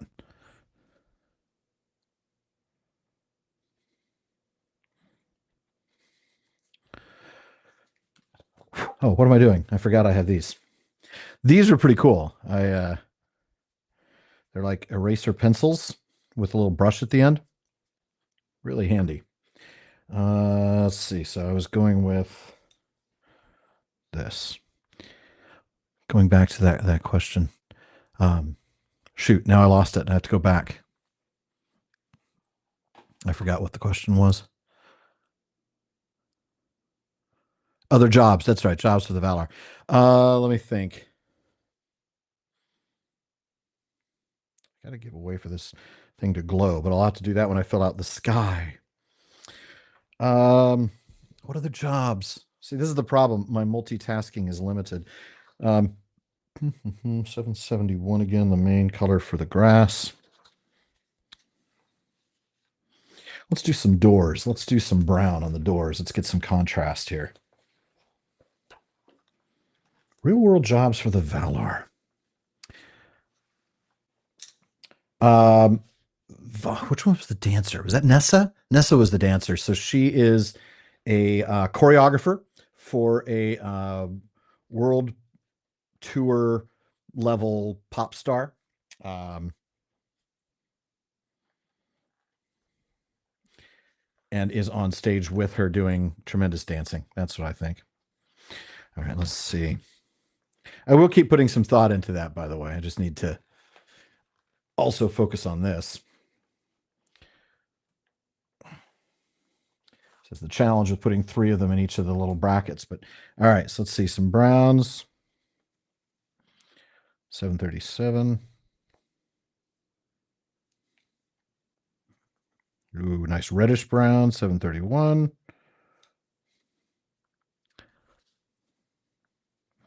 More of a chocolatey brown. 732. Okay. Let's do. There's not much to it. We'll do a little bit there. Okay. Let's do the doors, though. Let's see. We've got some of the doors. So some of the wood around the doors.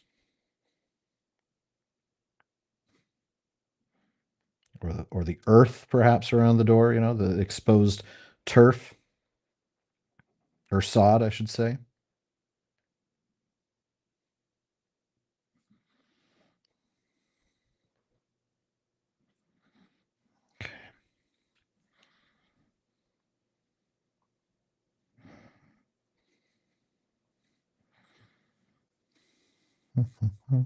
Should probably do some of the cart that way too, but we're not going to do that yet. We're going to get to the cart another time. Mostly because y'all can't see the cart. It's down here. I'm not going to start coloring that in.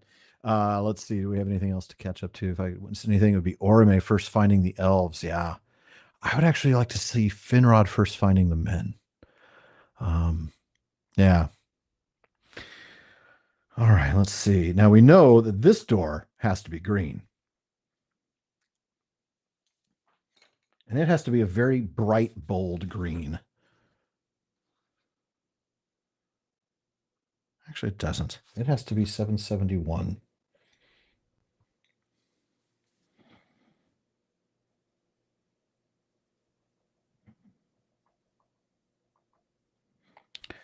And it looks like little cypress trees on either side. Those are going to be a much darker green. I think we're going to give it a nice little contrast around the circle of the door. We'll make that yellow. Oh, I didn't see that one, but Katie, Círdan finally getting to see Valinor is a lovely choice because that guy sacrificed everything.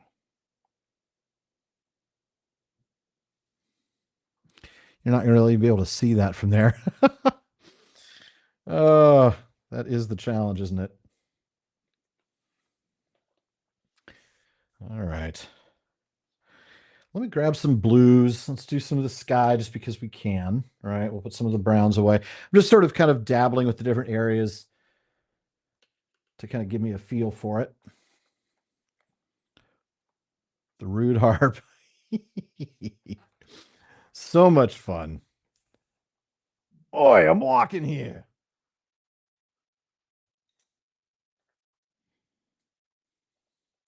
And I know that one of these greens makes no sense, but it's here. And the rest are back here.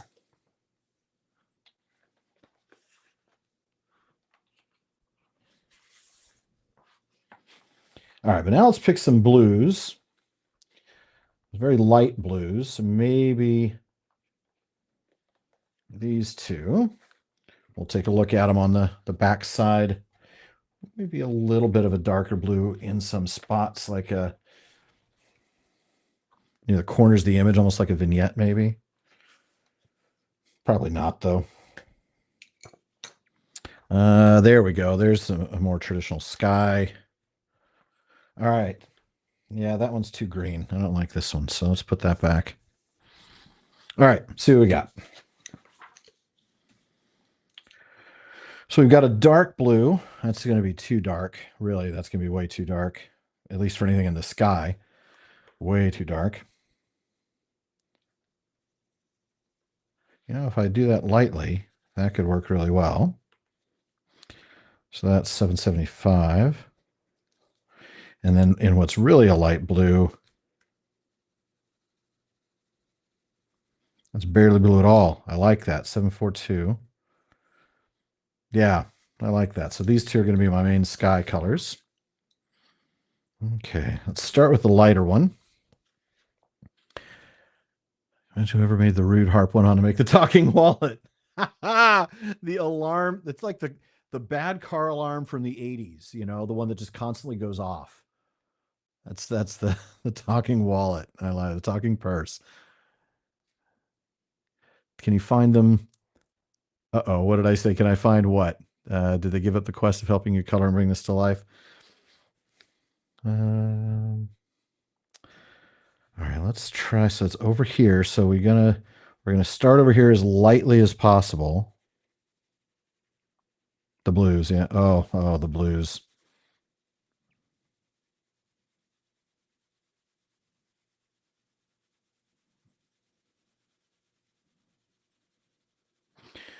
Barely getting any in at all right now.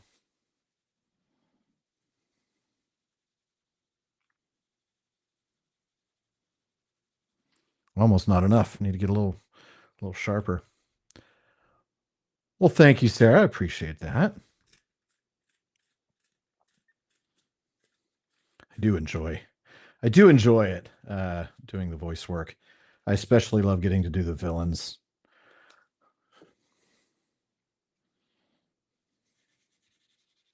There we go. A little bit more pigment on here.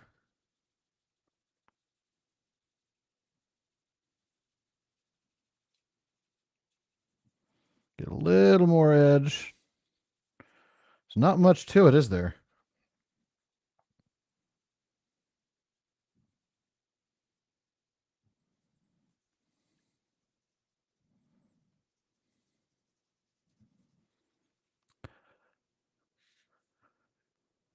Presentation recently heightened appreciation. I'll tell you what, um, being a public speaker is even different than being a podcaster. I get so nervous when we have to do a live presentation.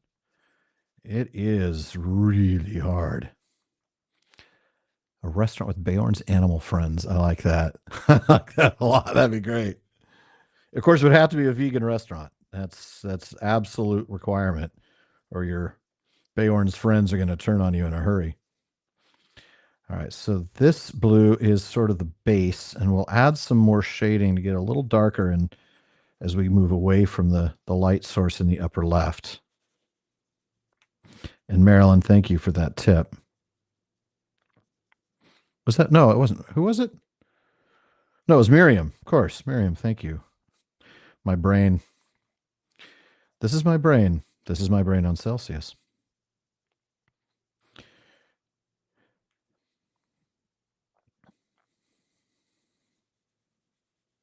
Miriam, a very accomplished artist. In fact, I don't know, Miriam, if you're willing to share your links here, but if you are, please do. I would love for people to see your incredible work.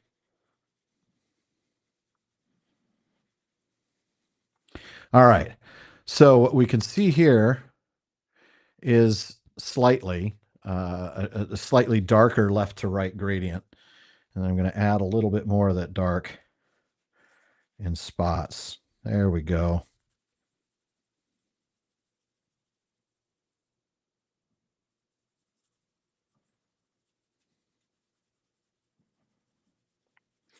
Bringing a little bit more of that blue. Shoot, too much.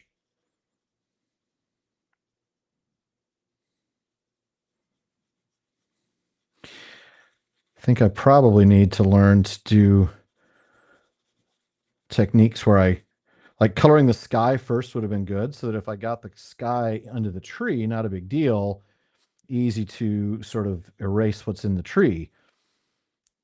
Now I've got the problem of, well, it's not terrible. I might just try to lighten that up a tiny bit.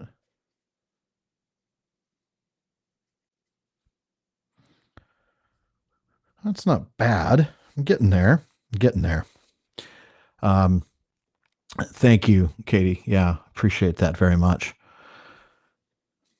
Okay.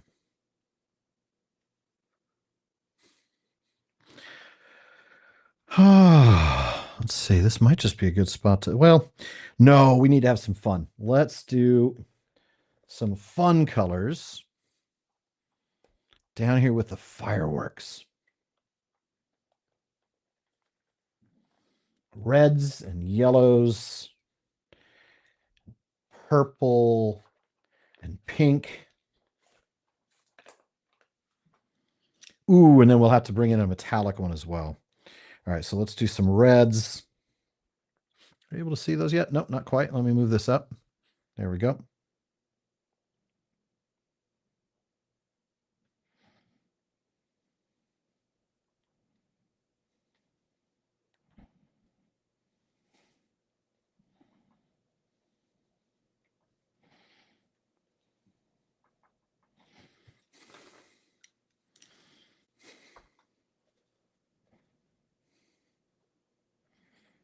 Oh, that pink is a little more purpley than I thought.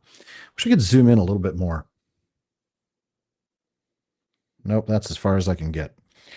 All right.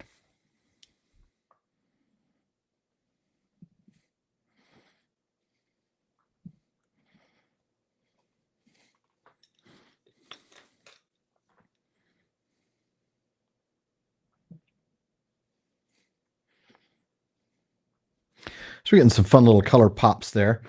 But let me, even more fun before we go. I'm being a little more careless with my pencils. I'll put them away properly in a little bit. Let's do some metallics here. Metallic blue and a metallic green. I don't know how well that'll show up. And then a gold.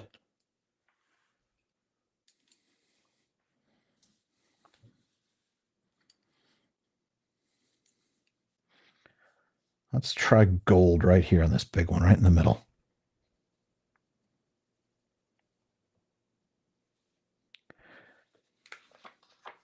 That's kind of nice. I don't think that'll show up very well for you as a viewer through the camera, but the metallics definitely have a little sparkle to them.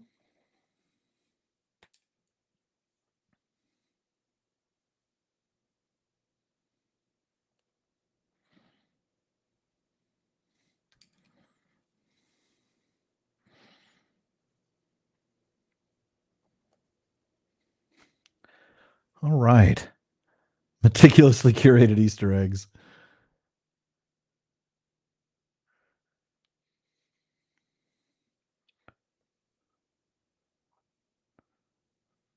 Okay. And we'll end the day by grabbing a metallic gray and do the horseshoes, because those would be metal. Okay, I said horseshoes. Apparently horseshoe. What else would be? Maybe the hub of the wheel.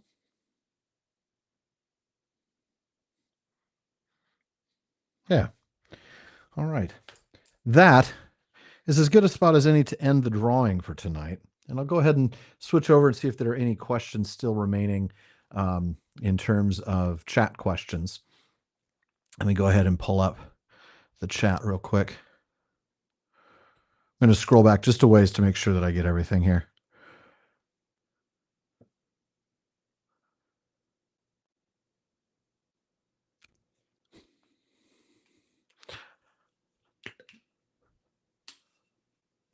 Thank you, Miriam.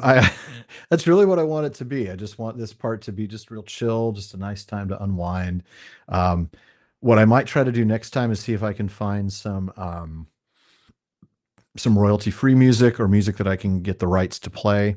I'd love to be able to stream music that we all love, but that's a very quick way to get copyright strikes.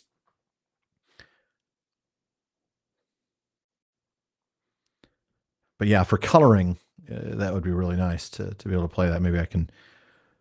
Ooh, I know. I'll talk to Jordan about maybe playing some of his soundscape in the background, since we can certainly get licensing for that. All right. Ready to go home, Hassel. I see that. Well, we're about all ready to go home. Yeah. Great stuff. All right. Stephen, hello. Thanks for joining us right before the end. Appreciate you coming by. Yeah, I agree with everybody who's talking about Miriam and her artwork. It is just absolutely fantastic. All right. Yeah, I'm not surprised he's been hit with that. All right. Yeah, PPP soundtrack. You know, it's funny. We do have a PPP playlist, and it is the weirdest playlist you've ever seen on Spotify.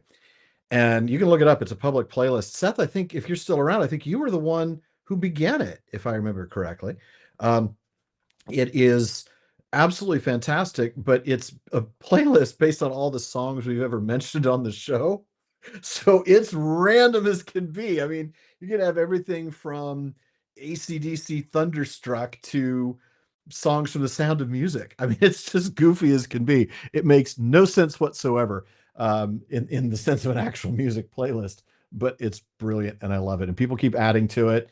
It's really, really good. And Seth was the one who instigated that all the way back in, I think, season 1. But yeah, fantastic. All right, guys. Thank you so much for joining me. It's close enough to 8 o'clock. I can call it a night. Appreciate those of you, especially on the East Coast or anywhere even further east than that.